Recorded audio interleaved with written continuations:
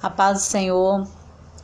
Bom, irmãos, eu fiz uma live, só que não deu muito certo. Algumas pessoas começou a falar que queria muito ouvir, né, a mensagem, só que não deu, ficou, acho que um fundo, alguma coisa assim.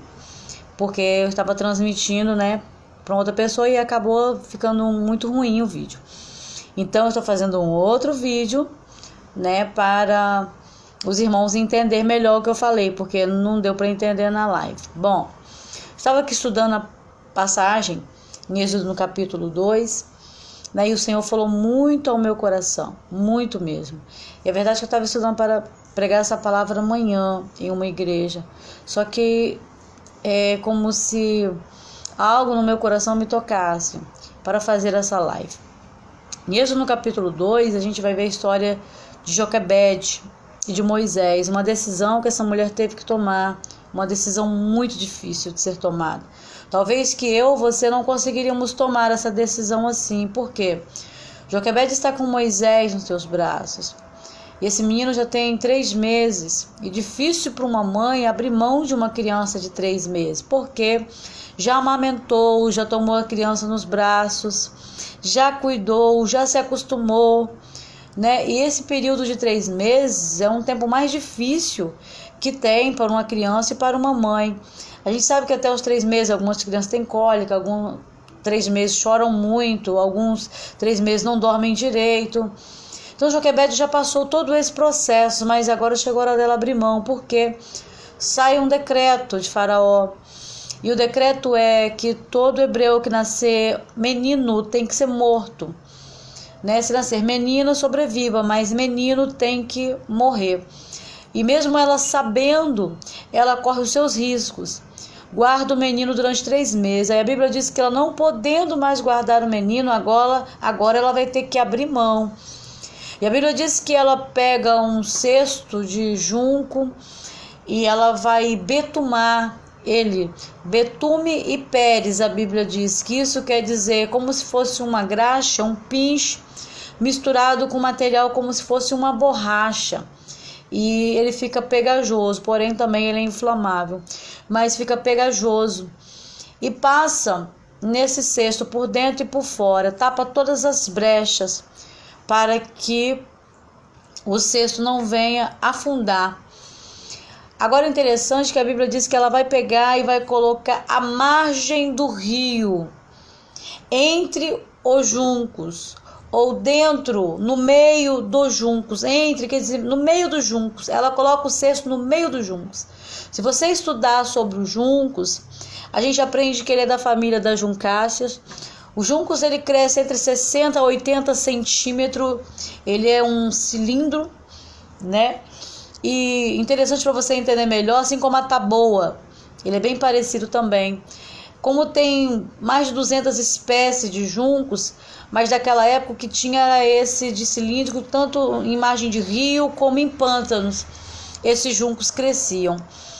E ele é duro, ele é flexível, mas porém é muito difícil de se quebrar.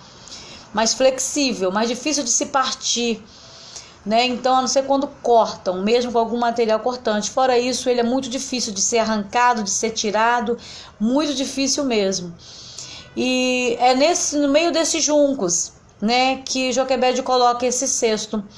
Alguns pregadores, para dar ênfase à sua pregação, vai dizer que colocou no rio Nilo e que a força do Nilo era para descer e o cesto subiu. Não, gente, nada disso aconteceu.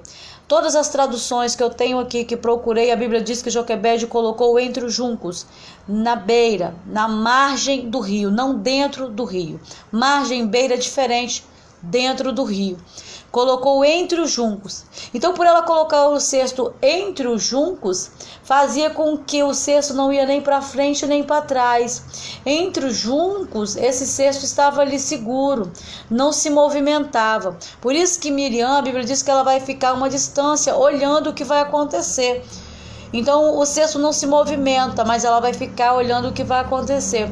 Porém, quando a filha de Faraó desce para se banhar, interessante porque desce, porque o palácio de Ramsés ficava acima e Gozen ficava abaixo. Ela desce para se banhar e vê o cesto. Então assim, o cesto não se movimentou, ele nem saiu do lugar. Ela desce e vê o cesto. As suas servas também vê, pega o cesto.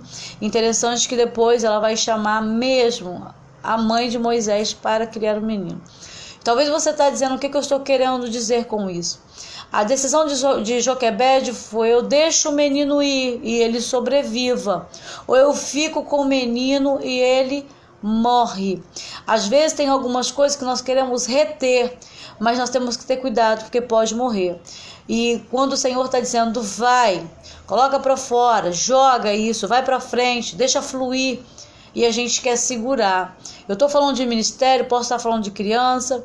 Como amanhã é dia das mães, e eu estou dizendo também essas mensagens para as mães, que muitas vezes nós temos que deixar algumas coisas acontecer para que flua, para que alguma coisa venha acontecer na vida do teu filho, na vida da tua filha. Pode sair fora dos teus olhos, mas não do olhar de Deus. Pode sair do teu controle, mas não do controle de Deus. Pode não estar às tuas vistas, mas está à vista de Deus, porque do olhar de Deus ninguém se esconde. Joquebede esconde o menino entre os juncos, escondeu dos homens, mas não escondeu de Deus. Deus sabia aonde o menino estava e aonde o cesto estava. Quando eu olhei para essa história, não deu para deixar de comparar com a minha vida, né, do que aconteceu com a minha história. Alguém conhece a missionária Neide pelo testemunho meu de casamento, pelo testemunho da minha filha, pelo que eu passei com ela, mas a minha história ninguém conhece. E a verdade é que quando ainda criança, um bebê, né, e meu pai ele não me aceitava como filha, não queria me aceitar, e a minha mãe passou por algumas dificuldades por causa disso, fugindo com a barriga grande, e ele com faca atrás, querendo matar de qualquer jeito a minha mãe por causa dessa gravidez. Enfim, meu pai já tinha sido preso várias vezes por diversos crimes que tinha cometido. E logo quando minha mãe, né, me ganhou, ele já estava solto. E ele dentro de casa encheu meu corpo de querosene e tentou acender o fósforo por várias vezes. Só que estava tão bêbado que mal conseguia acender o fósforo. E minha mãe atrás da casa lavando roupa, num tanquezinho que tinha antigamente no bairro Boa Vista. O tanque acho que era até de concreto, de cimento, alguma coisa assim. Minha mãe lavando roupa. Aí minha avó foi tocada pelo Espírito Santo de Deus e na casa da minha mãe. Quando minha avó chega na casa da minha mãe, ela vê a cama e me vê o corpo cheio de querosene, porque naquela época não tinha lâmpada, não tinha luz elétrica, então era na lamparina. E meu corpo cheio de querosene. Minha avó vê a cena, se assusta com aquilo, fala com ele que não era para fazer aquilo. Ele diz: minha sogra, carrega essa menina, leva ela daqui, porque senão eu vou matá-la. Minha mãe conversa com minha avó conversa com minha mãe, entra num acordo e minha mãe diz: leva essa menina, porque se ela ficar, ela vai morrer. Então hoje eu entendo, né? A minha mãe, o que ela passou, foi uma decisão como de Joquebede: ou eu deixo ir para sobreviver, ou fica para morrer. Então a decisão dela foi: deixa ir e sobreviva. E graças a Deus, porque minha avó ela criou nos pés do Senhor, nos caminhos do Senhor, ensinando no caminho. E graças a Deus, tivemos sim na juventude algumas coisas, alguma desobediência, mas o temor do Senhor nunca saiu do nosso coração. Os ensinamentos, os preceitos, tudo que ela nos ensinou sempre ficou no nosso coração. E eu sobrevivi, minha mãe deixou ir, mas para sobreviver.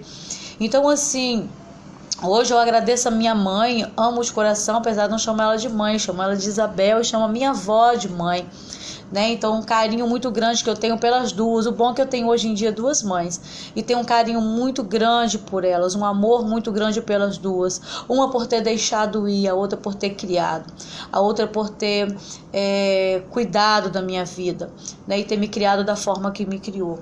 Então eu louvo o Senhor por tudo que nos aconteceu.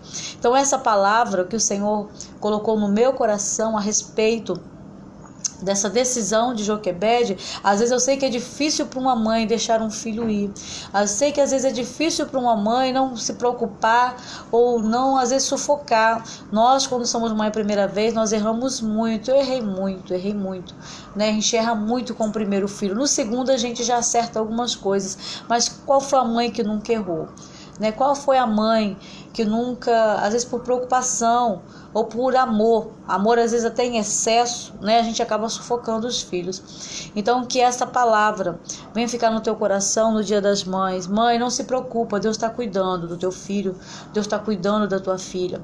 Quando Joquebede coloca entre os juncos, e a gente observa que os juncos também, ele servia na época para fazer papiro, que era o papel de escrever.